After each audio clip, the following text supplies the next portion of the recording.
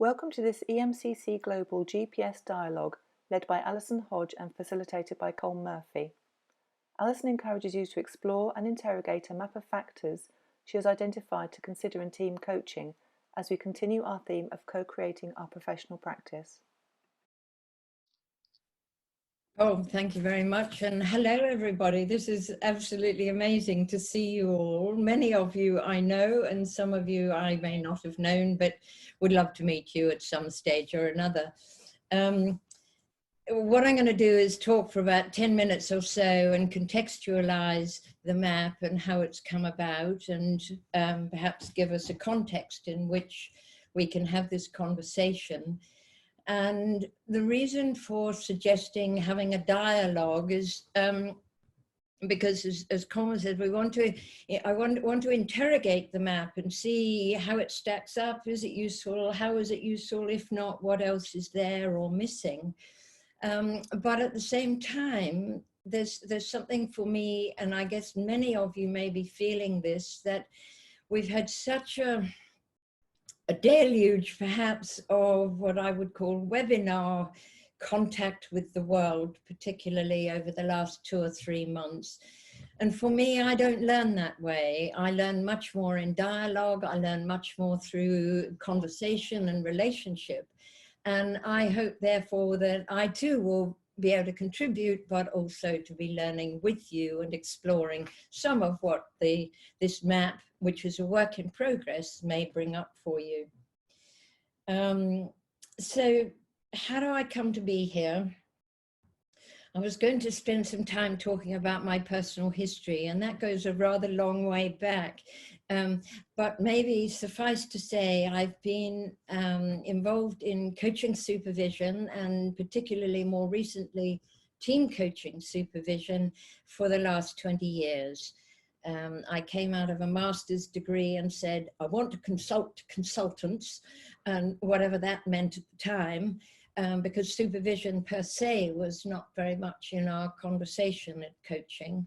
And I guess I immersed myself in that aspect of developing relational practice, coaching practice, and learning and development through the lens particularly of supervision and reflective practice, primarily working with executive coaches. The other piece for me, which is absolutely fundamental to how I am in the world, I guess, is I love groups. And if I could have heard myself saying that 20 years ago when I sat in my first master's module and we sat in a circle, and I was absolutely terrified. And one of the women said, I love groups. And I thought, what planet was she coming from? Because it terrified me. And I don't quite know why it did, because I come from a family of 5 children. So I learned my group work pretty early on. However, the first 20 or 30 years of my professional work, it was one of didactic, expert, I know, I'm going to tell you how to do it, and this is the best route. So some sea change for me was in my master's, when I shifted to person-centered facilitator of change, individual, group, and organizational change. And probably one of the most telling experiences during that period was when Paul Barber, then one of our tutors at Surrey University, laid down what seemed to us all at the time a gauntlet, which was, if we take care of the relationship in the group, we will get the work done. And I share that because it has absolutely underpinned and informed the work that I have done consequently, both individual work and in the group work that I do. So this is a bias of mine. Others of you will have other orientations which may or may not correspond. But for me, and you may see this possibly in the theme of the map, that at the heart of this work is the relationship. And if we can attend to that, it's more likely, potentially, that we'll achieve whatever the task is, be that coaching, be it team coaching, be it facilitation. So that sort of sets the scene for you.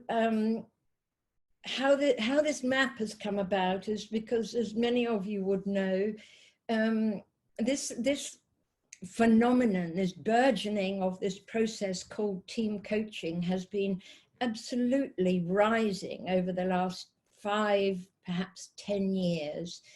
And there is some research coming through. And in fact, I can see with Colm and Jill here, both doing doctoral research in team coaching. There may be others who are also doing research in the field at the moment. Possibly the first research was Karen Peters, who did a case study doctorate in 2013. But it is a growing area because there doesn't appear as yet to be one seminal model of team coaching. So this too is an evolving, emergent inquiry in our practice.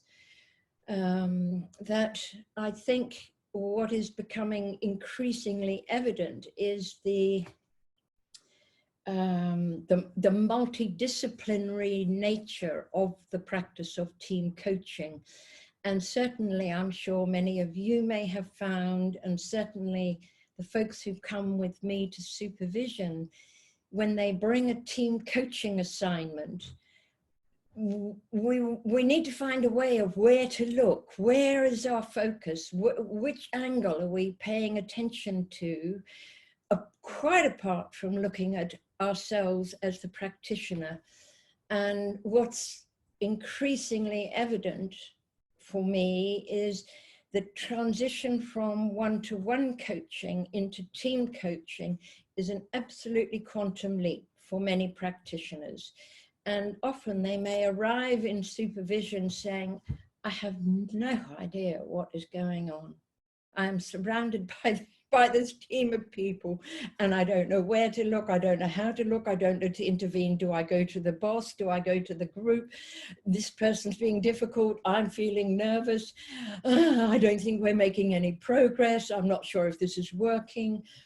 So this is borne out actually by some research that David Clutterbuck and I did in 2017, where we interviewed and did multiple choice inquiry with team coaches and supervisors across the world, looking at what this practice of team coaching is.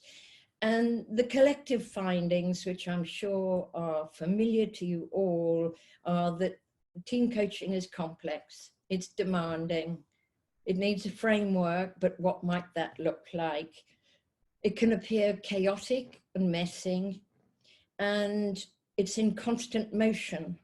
And all the elements that we may need to attend to are interrelated and interconnected and may impact on each other. And we can't always keep track of what is happening, how it's happening, when it's happening.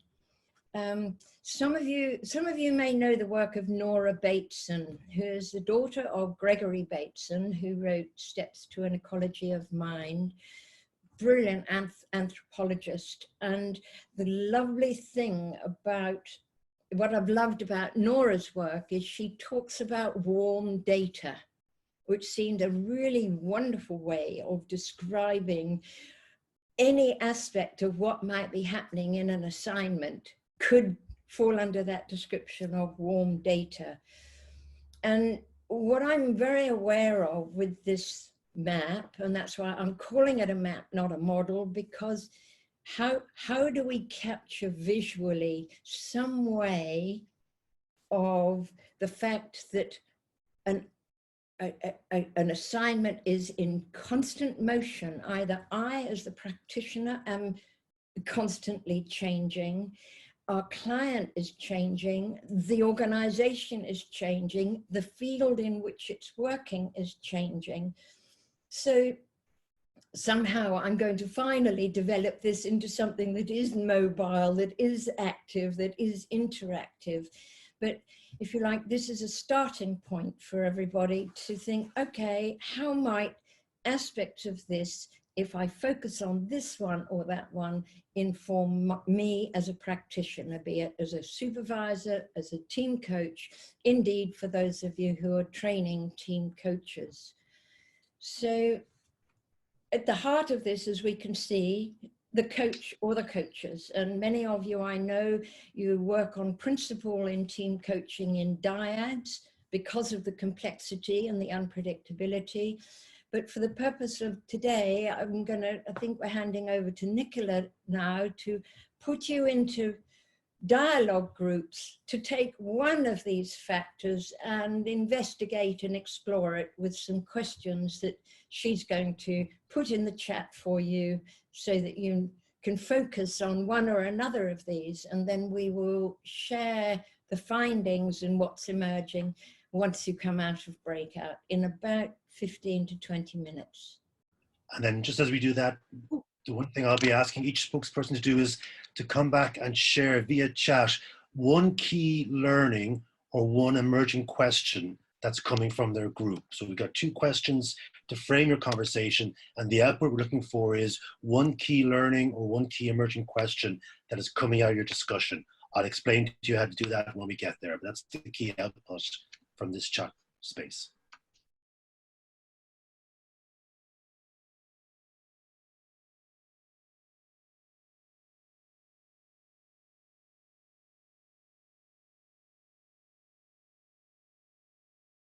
What would happen if we showed this to our client, be it the leader and or the whole team, and say, perhaps if we get a sense of what we might be looking at in this assignment or this project, we can therefore engage as a collaborative, as a co-creation in the team coaching assignment, so that people perhaps, I'm sure some of you may have found this, that often the group or the client group may project that we're holding stuff and a wisdom and an experience and a skill set that they may be wondering what we're doing or why we're doing it. And as a result, that can generate perhaps a tension or a caution or, ooh, does it feel safe in here? I'm just going to watch this team coach do their stuff. So I love that. Thank you very much. Martine, thank you. You with psychological phenomena, name what's happening. Be honest, be gently disruptive. That's a nice expression. And be a pair of coaches if possible, and as different as possible. And the obvious difference might be a gender difference, or it might be an orientation difference. You might come from different practices, which would be into different height. Is that what you mean? Martine saying a different height?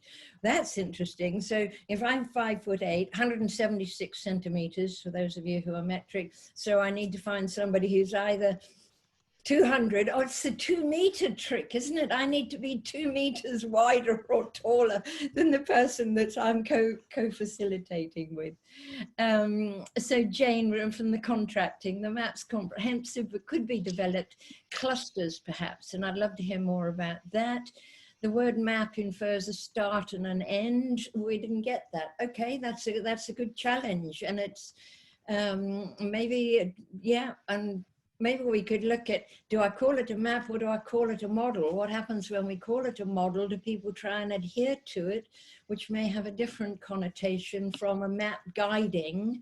And I think, who knows, when we were working, getting prepared for this, Colm and Nicola and I referred to these factors as blobs, because that seemed a really professional way of describing them, so that we could keep track of which bits we were talking about. So Michelle, you've talked about the we, the team identity and the system, and there's the we of, are we all in this together? And that too is really powerful. So what else? Meta position, collective intelligence, terrific. ethics and dilemmas from Amanda's group. Should we, the coach and the team, should we coach the team and not the team leader? Is it ethical? Can we cover it off? And I like that question. It's different schools of thought. If I'm coaching the individual leader, do I coach the team, or do I have a team of coaches to work with the individuals, and as team coach, do I just show up? So they're great questions, people, and I'm sorry not to get through them all, but we'll be making the chat available afterwards, and you may like to continue this conversation after today, but certainly as you go back into your groups now. Colm, I think we're about ready to go back again. Is that right? Yes, we are. Yeah. So, Nicola, do you want to maybe explain, or Nicola actually will put you back into the same breakout groups again. And this time, Nicola will share a question we'd like you to focus on. The question is, how might supervision support you in attending to this practice? So based on the blob or the factor that you're looking at, how might supervision support you in that regard? Again, we'll give you about 20 minutes or so for your discussions. And when we come back in plenary, we'll be again asking you to share what's been the key learning or the key emerging question in your conversation. Nicola, over to you. Okay, fantastic. I'm opening the rooms up again. So welcome back, everybody. Like Captain Kirk on Star Trek, I'm delighted to see you all teleported back into the main room. I always get worried we might lose you. What we'd like to do is, once again, before we open up the conversation, and we will unmute you and get a conversation going, we'd love the spokespeople, again, just to take a minute to capture what was the key learning or the key emerging question as you looked at this map or the factor you were looking at from the angle of team coaching supervision. We'd love to capture that on chat so that we have it and we can follow up with you on it. And then once we've got it all captured, we'll then open up the microphones and begin a conversation about both conversations you've had today. So just to ask the spokespeople again to capture what's been the emerging question or the key learning as you've thought about the supervision support for the factor you were looking at. Thanks, Jane. And Amanda. What's catching your eye, Alison? Well, there's a recurring theme that supervision has a really important part to play. And that was actually one of the findings from the research that David and I did 2 or 3 years ago, that whatever happened, people may be less engaged in supervision in one-to-one perhaps, or they may have different methods, but team coaching supervision was something that was really important. And as one group has said, groups is a really good way of doing it, because there's an opportunity perhaps to see what the parallel process might be, what's being enacted in the supervision group that may be playing out or transposing from the client organizational system. So that was one of the findings. Grouping elements to make it, yes, I have to say, everybody, thank you for putting these words into the chat, and they'll be available to you all, because one of the recurring themes of the day so far, which you identified absolutely understandably, is because you were working on one factor, it wasn't evident how they were interconnected with or interrelating with the other factors. And that's the shortcoming of a two-dimensional image that doesn't capture the pinball machine type phenomenon of where we might go in any of these assignments, that simultaneously we're holding the leader and my relationship with them, and in the meantime we know 3 people in the team have got an issue with the leader, and in the meantime there's all hell breaking loose in a marketplace out there that may be impacting on the team as a whole. And all of this, we'll find a way, there will be a way to capture it, but I think I just want to acknowledge your appreciation for attending to one blob or factor. Doesn't mean that the others are neglected, and how do we create the sense of interactivity and interconnectedness, because indeed that's what's going on with the team too. So the parallel process of the different members of the group or the team is a parallel with what's happening here with these different elements. So yeah, I think, well, I'm loving what you've contributed here. It's so thought-provoking for me, and I hope for you too. So let me open this up. Would anybody like to offer a perspective or raise a question? We've got about 15 minutes or so, and so let's hear from some of you that you may have spoken in your groups, but you may like to share your observations or comments in the larger group. I'd love to. Yeah, Helen, do I see you waving? Hello. Yeah. Really interesting, incredibly interesting last discussion about, you know, how supervision can support. And I think we had a question almost of, you know, having talked it through and realised that really, actually, the team coach having supervision in a group felt really important. And I hadn't really even thought about that before. I mean, I have group supervision and it's incredibly valuable to me as a team coach, but I hadn't really thought about probably how important it is, so that you have an experience yourself of being in a team. So then we talked about the fact that actually the skills of a group supervisor are much broader than of an individual supervisor. You know, yes. How do I or we, as team supervisors, group supervisors, hold all of this as we listen to you, the coach, bringing, I've got this assignment, Alison, what do we do with it? And there's something, so I wondered actually if there's a move to look at, you know, team coaches being supervised within groups only, you know. If, you know, as we move towards accreditation potentially of team coaches, that seems like it might be a really good criteria. Interesting. Certainly the thing that came out of the survey that we did was a preference from the team coaches that the supervisors do have experience themselves of team coaching. Not imperative, but it is preferable. So thank you. Well, to counterbalance that, I would say it's potentially challenging because of the complexity of this model to use that in group supervision. You're not going to get as much time to focus in on a particular area for a particular team coach. I think that's a really lovely point, Daniel. And one of the conversations I've been having is that actually a quick hour and a half with 6 people in the supervision, it ain't going to do justice or give enough time to a particular assignment or particular project for an individual practitioner or a pair of practitioners. So I think that's a very valid point. Thank you. Jill, I think you were going to say something. Jill Arkell, were you going to say something? Come on. I think, yeah, we had some great conversations. I think one of the things for me about the map is the consciousness versus unconsciousness. So just the fact of having the consciousness of these elements and bringing that to a team and just enhancing the way you can work with the team, because you can share that consciousness of all of these elements with the team versus those elements unconsciously being there and in some way potentially being derailers or limiting the effectiveness of the team. So the map is really helpful for that. Great, thank you. Can I pick, just before anybody else offers, one of the other things I picked up, which is a great challenge, calling it a map, people are saying, well, where's north? Where's north, where's south, where's east, where's west?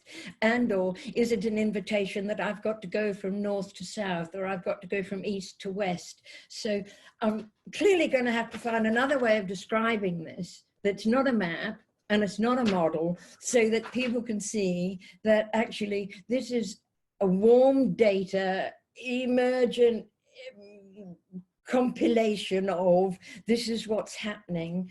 And this, we could say, here's a snapshot today of what's going on in this situation, and tomorrow it's going to be different, and each of the blobs is going to be differently placed. Each of the blobs may come out into foreground and take precedence, may take priority. So good. So would anybody else like to add things? Yeah. Bear with me. Martine, would you like to go? And then I think it's Sue Featherston. Okay. I understand you're struggling with the map. And when I viewed that before the session, I tend to not read the titles of the stuff. So I didn't read it was a map. And I told myself, oh, what a nice checklist to avoid blind spots. So to me, it looks like a checklist of things you need to look at, maybe not all are necessary. Yes. It's like the 7 eyes. Sometimes there's nothing particularly interesting on one of the eyes, but at least you get a list of the things that you need to look at. And I'm of the apparently quite large group that says, well, there's something about group level that's missing, or I'm unsure it's missing, but I don't see how you can capture that. It's probably divided in small, it's a bit all over the place, but that's the idea with the group. It's all over the place. So then still there's something about the group. Indeed, and I think there's an interesting piece, Sue, I'll come to you in a second. There's something here about the language of group and team. And am I doing a team coaching assignment? But for those of us who have experience of groups, group process, group analysis, all of the group development, there's something here that we have to stay with the language of group. And what are the implications of that in terms of the psychodynamics, in terms of the relationships and the unconscious processes that may be happening that come out of the discipline of groups as distinct from the discipline of team. Yeah, the discipline of team is also part of the discipline of groups. Yes. That's what I'm saying. And it's unclear to me, well, it's diffuse, but it's unclear to me where it is. It's people could read it and look at it like interpersonal relationship only, when there's something else. Great. About how, what would we say in French? It's how the mayonnaise would stick. Well, and being French mayonnaise, it would be absolutely beautiful, I'm sure. So thank you. Sue Featherston, would you like to add to that? I'm sure we all have different views, but I just wanted to say, for me, the word map works really well. So for me, a map shows the landscape or the territory. Yes. I don't need to necessarily know where north is. It's kind of in relationship to where I am. So if I'm in that team, for me, it's really useful to think where I am and then look at that territory and recognise what I'm missing. So I just wanted to say I don't necessarily challenge the word map. Great. Thank you. Thank you very much, Sue. And Alison, Alison, this is Gamze. Yes, thank you.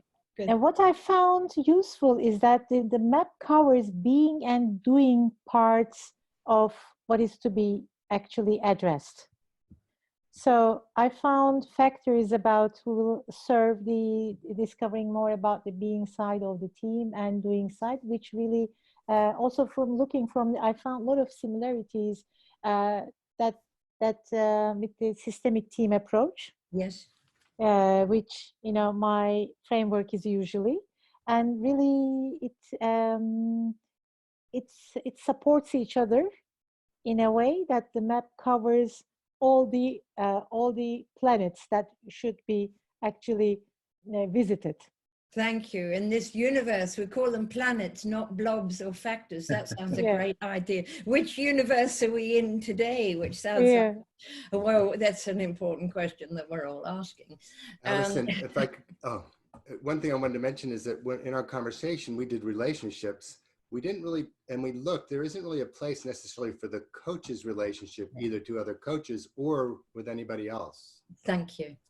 I quite agree. And when we were working out how we divvied this up and gave you a focus, it was, well, at the heart of all of this is us as the practitioner, and certainly the conversations I'd been having with folks involved with team coach training, with accreditation of team coaching, the development of the adult maturity and stage of development of the individual practitioner is not about tools It's about self-awareness and self-capacity and facility and a bit capability to be able to sit. And this comes back a bit to Martine's point about how do I sit in group and what impact is this having on me personally as a practitioner, and how might I get triggered, taken off course, managing the process. So I know certainly, I think I'm right in saying,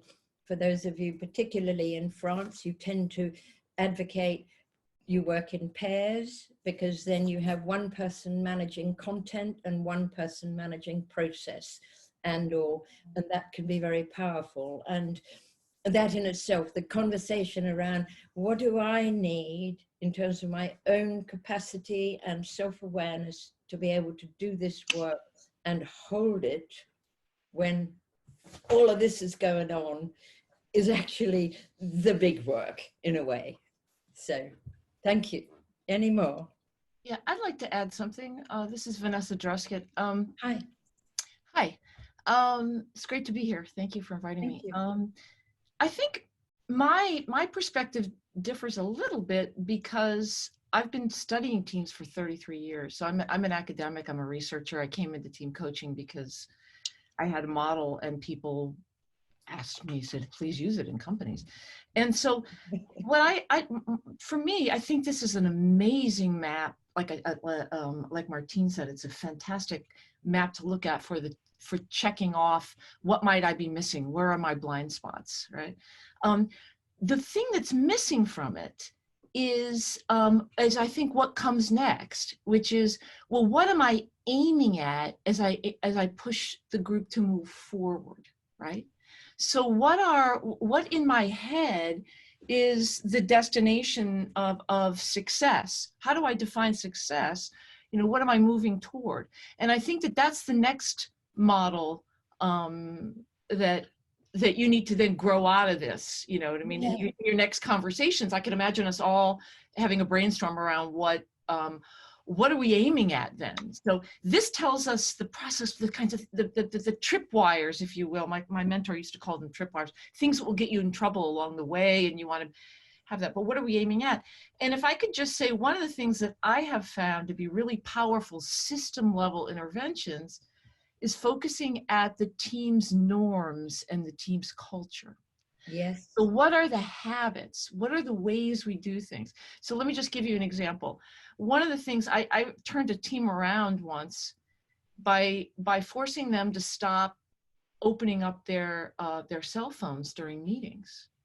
Because what happens is during meetings that people only pull their cell phones out when certain individuals are talking.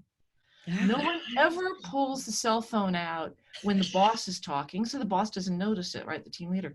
But the lower status people who end up falling off the ladder are always the ones. So as soon as the woman starts to talk, you know, as soon as Vanessa starts to talk, everybody pulls out there. And so that sends a very, very important message.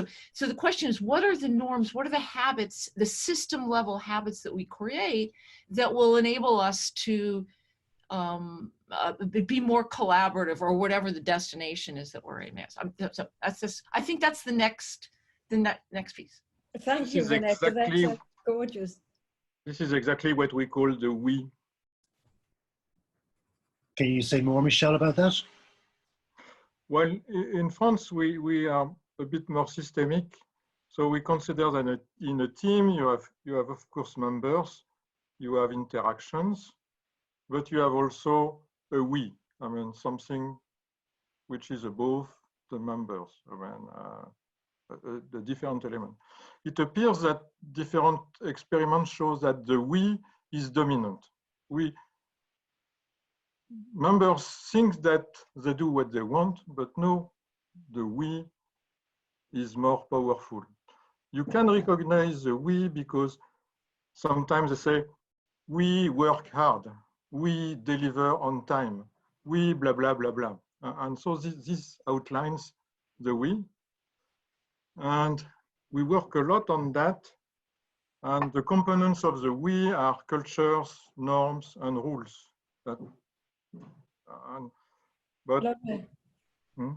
Thank you. And we were wanting you to explain the we, because you made reference to it earlier, Michel. Thank you. And I I think that's an interesting thing, both culturally in terms of geography and what is the we in France or in Italy or in Germany or in Australia or in North America or in France, wherever. But there's also the we of this collective number of people with ostensibly, have they got a common purpose? And Vanessa, I love your question about what is the destination, because certainly what comes out of the supervision often is the coach, I might say to the coach, so what is the purpose of this intervention?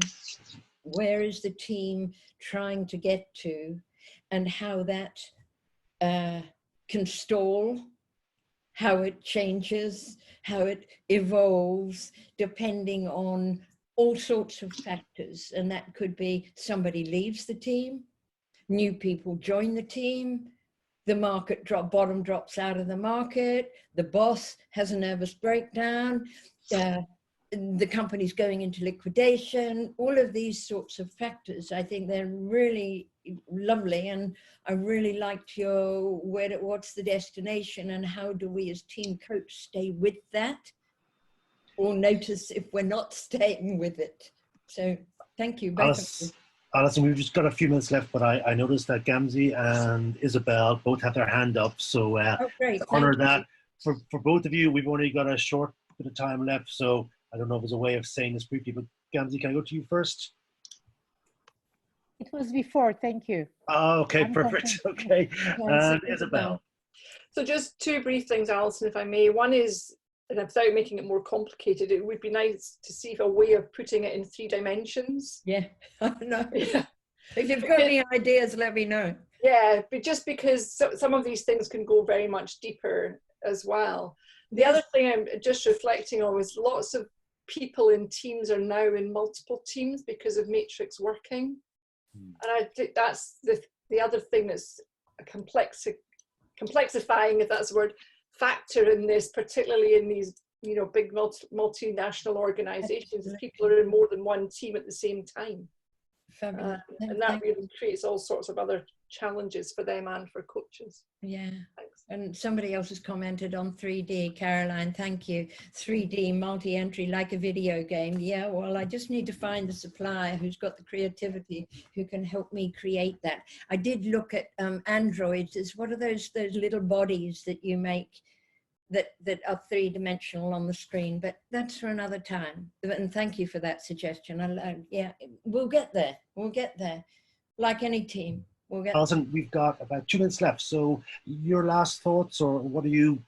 Well, I'm so touched and thrilled that you were able to come today. And maybe it's because the sun is shining, and I really appreciated your engagement and your curiosity and your suggestions. And I feel very enriched, and I hope you've had the opportunity to have enough time in your breakouts and perhaps through this plenary for you too to have some new insight or more questions, because I think this is an ongoing inquiry rather than something that we've reached a final destination. So just would like to express my appreciation, particularly of those of you who are in a different time zone. Australia, North America, France, Europe. Wow, it's been gorgeous, and I really appreciate being with you all. Thank you.